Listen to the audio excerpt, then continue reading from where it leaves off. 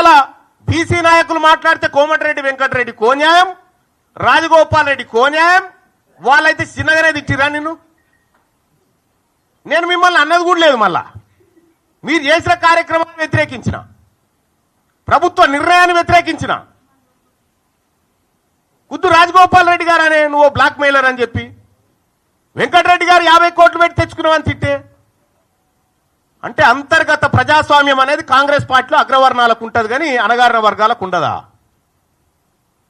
ఇవాళ మీరు ఏం చేయదలుచుకున్నారు కాంగ్రెస్ పార్టీని? ఈ కాన్స్టిట్యూషన్ ఏం చెప్తా ఉంది? Constitution of all India Congress party constitution ఏం చెప్తా ఉంది? కనీసం ఎవరైనా బుర్రులోడు ఉన్నాడా? చదువుకున్నాడా ఎవరైనా? ఇందులో ప్రభుత్వ నిర్ణయాన్ని వ్యతిరేకిస్తే పార్టీ నిర్ణయాన్ని ధిక్కరించినట్టు అని ఎక్కడ ఉందా? చూపెట్టురి.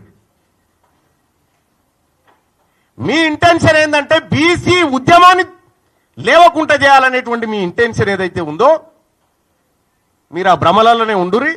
ఇవాళ బీసీలంతా చైతన్యవంతమై మేము ముందుకు పోతా ఉన్నాం.